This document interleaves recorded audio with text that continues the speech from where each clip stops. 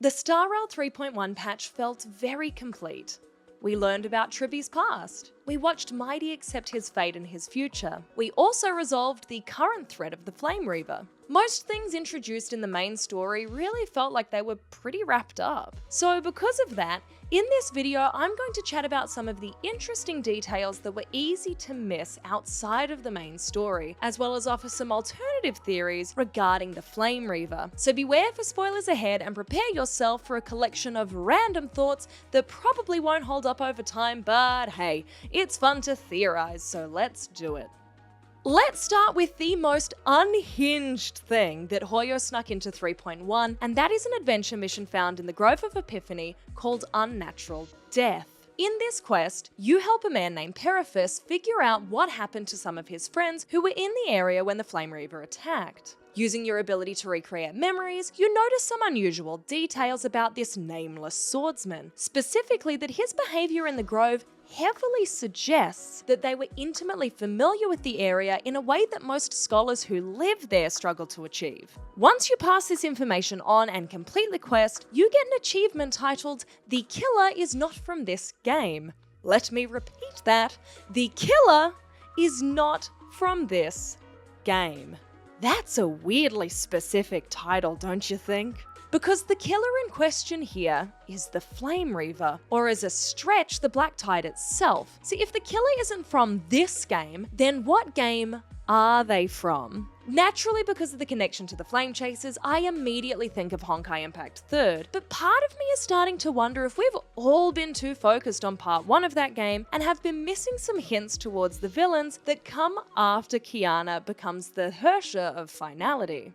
The mischievous Vita doesn't quite fit the bill for Amphorius in my mind because the crossover event practically confirmed she's a masked fool, so we will likely see her make an appearance when we catch the gaze of Aha. If you'd like to hear more about that theory, I'd recommend checking out my recap video on the event. So if Vita isn't quite right, that kind of rules out Sa. But what about Litost of the Seven Shoes? He's a man adorned with a black cloak who sacrificed himself to form the Pool of Shadows and prevent his homeworld from destruction. Perhaps it could be Ajita, a powerful woman described to have a limitless arsenal who ensures nothing escapes her attention across time and space.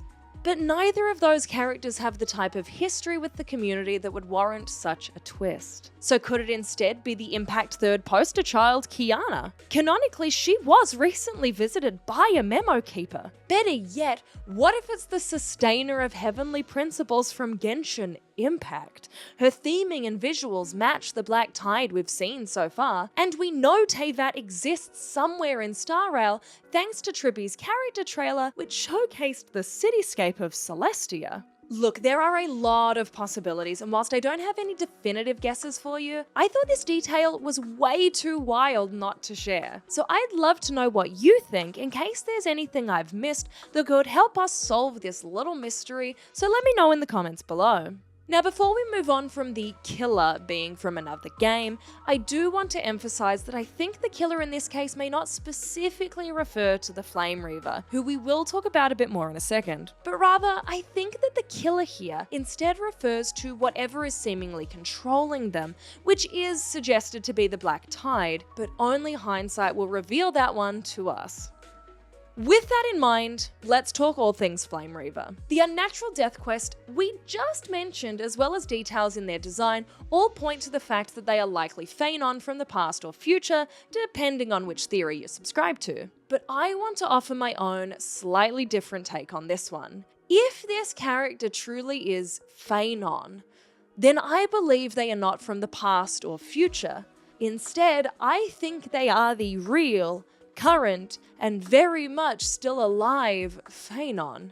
Now work with me here. If my ideas about Amphorius being a simulation hold up, then one of my other predictions can also be true, and that is the idea that Phainon is someone else to the world that the Trailblazer is familiar with. Basically, I think the Flame Reaver is the Phainon that survived the total destruction of Amphorius. We haven't seen this annihilation take place yet, but it feels like it's coming soon because this world is simply a reflection in the Garden of Recollection, which means it's just a recreation of a collection of memories, and in the game, they confirmed the Flame Reaver's power comes from beyond Amphorius. So what if Phainon went on to become an emanator?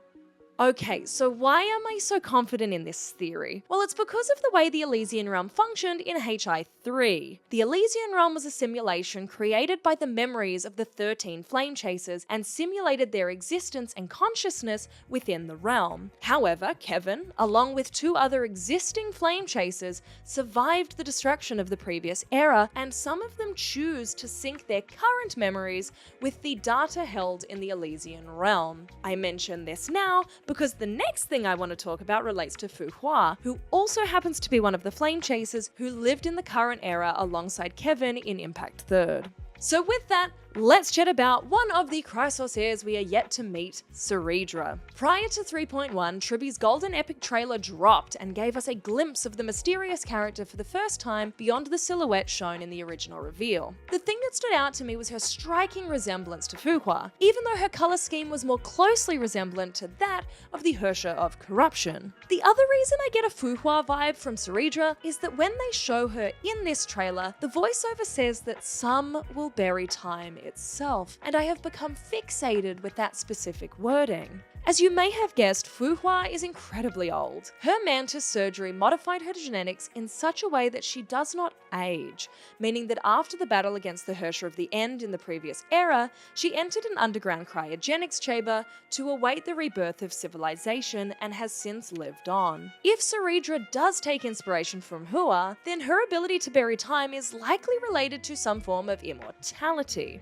With that in mind, you may have missed some text which heavily implies that Cerydra currently holds the divinity of the Law Titan. When talking to Triby and Okama, she will tell you that a long time ago she was imprisoned in a cell and freed by Cerydra, who united the Chrysos heirs and turned the prophecy into law. She then says that she wishes she could introduce us to her, but the opportunity is long gone. Now, the core flame of law has been returned to the vortex of Genesis, which means the divinity of that titan has been obtained by a Chrysos heir, and law is still upheld within Amphorius, meaning that she is somewhere, we just can't meet her yet. And we definitely will meet her, because the chess piece references in trailers seemingly relate to Cerydra, and the fact that she is a chess piece biding its time when it comes to the prophecy. All that said, I don't necessarily think this character is a Fu Hua variant, but I do think that her story will greatly influence that of Cerydra, although I would be thrilled to be wrong, because a Hua variant here would just be delightful. Moving on now to a moment that was very easy to miss in the Triby Golden Epic trailer, which just so happened to flash up after Cerydra's character reveal. It was the eye of a dragon. No voiceover, barely a second of screen time, but it was there in a trailer giving us greater detail about the Chrysos heirs. And one of those silhouettes in the original trailer looks very dragon-like, does it not? This could suggest that the Aeon Long, the Permanence, has something to do with Amphorius, just not directly. In the History of the Xian Zhao trailer, we get to hear some details about Long, also known as the progenitor of all dragons, known for their interpretation of immortality, as well as their role in creating Long's scions, such as the Vidyara species, although the trailer confirms that they are not the only branch of Long's scions, meaning that species of dragonfolk are very likely to exist in other places, such as Amphorius. This suggests that Amphorius should have a greater connection to the Aeons, which begs the question, why don't they? There is an alternative theory here which could relate back to our old friend Dan Heng, who is indeed a Vidyara. If I wanted to put a very large and fashionably designed tinfoil hat on, I would ask why Dan Heng had to accompany the Trailblazer to Amphorius. March 7th couldn't for obvious story reasons, and Welt would have been a wild choice because of the Kevin Phainon situation. So why couldn't Himiko come with us, To my recollection, she has never stepped off the express to join us on our adventures. Why is that? But leaving that little conspiracy aside for now, maybe it's because Dan Heng needed to join us for dragon reasons. Taking the tinfoil hat off for now, I think the inclusion of a dragon character in Amphoreus is very interesting, given how their representation in Star Rail so far have been related to the concepts of immortality and permanence, which very closely relate to the idea of memories. So I am very keen to see how they explore the idea further when we eventually meet this mysterious Chrysos heir. As usual, while putting this video together, I did a ton of digging, and whilst I don't have anything profound to say about this yet, I still wanted to mention it in this video. During the Annihilation Gang Myriad Celestia trailer, Duke Inferno uses some very specific wording alongside some very specific imagery, and I don't know how I missed this when we were talking about the Golden Scapegoats in my last video. But did anyone else notice that Duke Inferno says the exact words, "The golden blood will flow from the destruction as an offering to them," while the visuals shown are a sacrificial goat with golden blood flowing from it? Maybe Phainon equals Flame Reaver equals Emanator of Destruction. Of course I'm kidding, but look, do with that information what you will. Last bit of speculation I'll throw out there is that the only thing I am going to say about that end scene with Castorus and the Trailblazer is that I think Castorus will end up being some type of Titan of Rebirth as opposed to strictly death. Her visuals are strikingly similar to Sealer as the Hersher of Rebirth in Impact 3rd, and it's something I've felt for a while now, so I just wanted to call it out in case I end up being right. I also wanted to shout out how much I enjoyed the more emotional focus of the storytelling in this patch. Triby's performance by Hayden was particularly brilliant and perfectly captured the heaviness and the hope that Triby must carry. It kept me so connected with the story, and coupled with the more unique watercolor art used towards the end of the scenes, I found myself captivated in every moment, and I hope the rest of Amphoreus will carry that same emotional weight.